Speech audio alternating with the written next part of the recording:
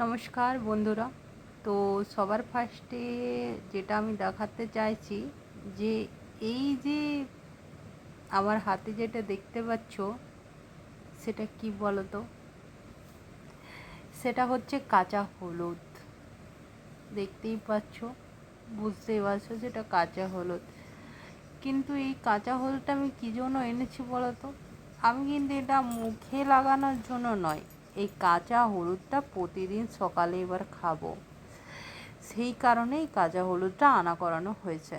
আমি অনেক দিন ধরেই ওকে বলছিলাম কাঁচা হলুদটা আনার জন্য, কিন্তু ওর মনে থাকছিল না, আর আমিও ভুলে যাচ্ছিলাম। কিন্তু হঠাৎ করে ওর আজ সকালে কী বেশ হলো, ওর মনে পড়ে গেল, আর ও আমার জন্য নিয়ে এলো কাঁচা হলুদটা।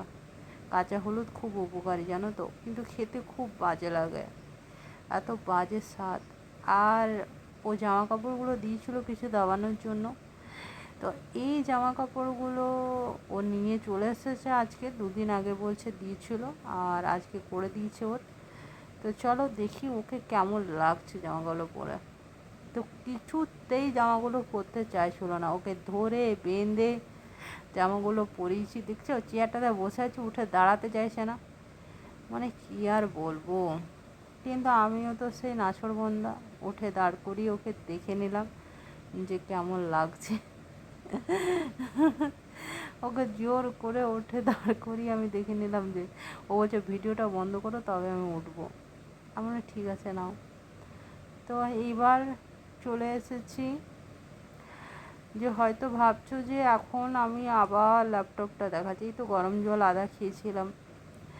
তো আমি কেন দেখাচ্ছি জানো? দেখো টাইমটা, দেখো দেখতে পাচ্ছ, এটা দিন 11টা না, এটা হচ্ছে রাত 11টা। ঠিক ধরেছ। আমার আজকে কাজ করতে করতে আমি ব্রেকগুলো একটু বেশি নিয়ে নিয়েছি, তার জন্য আজ আমার এই অবস্থা। আমাকে আরও অনেকটা সময় কাজ করতে হলো। যাই হোক, ফাইনালি আমার কাজ কোনোরকম করে শেষ হলো।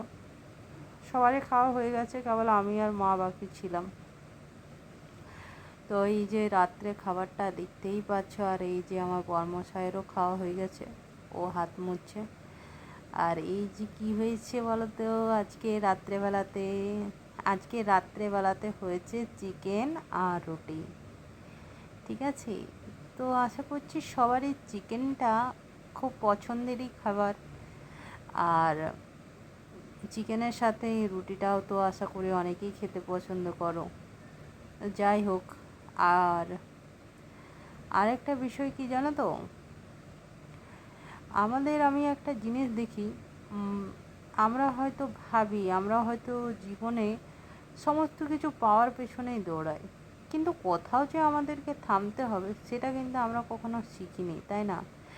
দেখবে কোনো কোনো ভিডিওতে বলবে ম্যানিফেস্টেশন ম্যানিফেস্টেশন করো, কোটি টাকা, এত এত কোটি টাকা ইনকাম করবে। সেই ভিডিওতে কত কত ভিউয়ার্স হয় বলতে পারবে? অনেক অনেক ভিউয়ার্স হয়, কিন্তু সত্যি কথা বলতে কি জানো তো, আমাদের জীবনে যে আমাদেরকে কোথায় থেমে যেতে হবে সেটা হয়তো আমরা নিজেরাই জানি না। হয়তো একদিন হয়তো আমাদের টার্গেট থাকে 30,000 ইনকাম করার।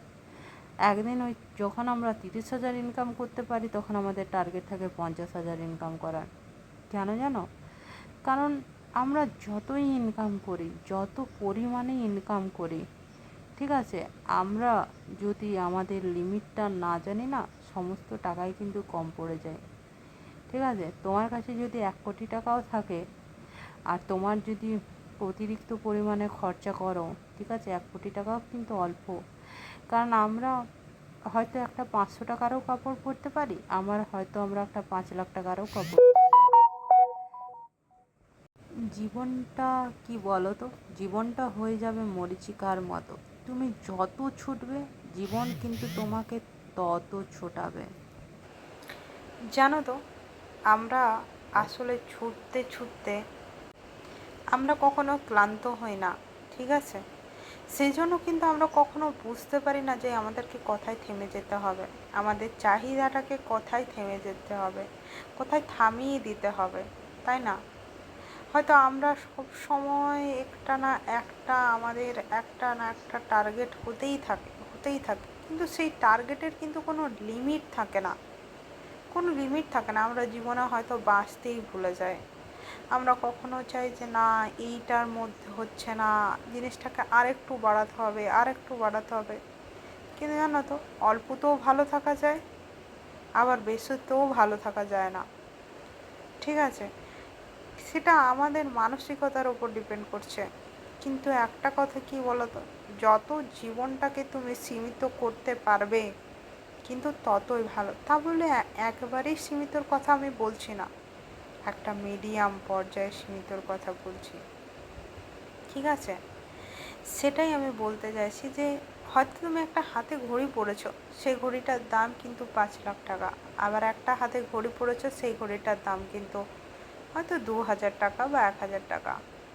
কিন্তু ওই 5,000 টাকার ঘড়িটার কিন্তু অতটাও প্রয়োজনীয়তা নেই।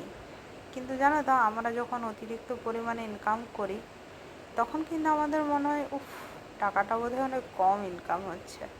হয়তো তোমার মাসের স্যালারিটা হয়তো 1 লাখ টাকা হলো, কিন্তু হয়তো তোমার সামনে একটা ঘড়ি হলো যার প্রাইস হয়তো 5 লাখ টাকা। ঠিক আছে, তাই এটাই আমি বলতে চাই যে মূল্য দিতে শিখতে হবে। ঠিক আছে, মূল্য দিতে শিখতে হবে আমাদের জীবনের শান্তির।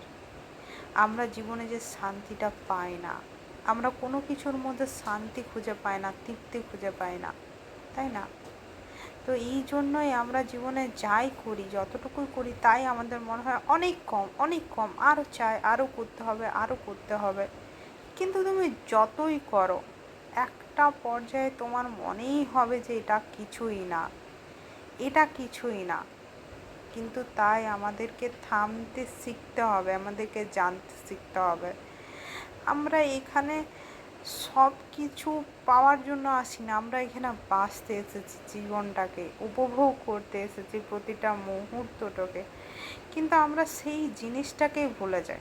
আমরা জীবনে বাঁচি কম, আর আমরা কাউন্ট করি বেশি, এটা করব, ওটা করব, এটা পাবো। চলো বাই, গুড নাইট, ভালো থেকো সবাই।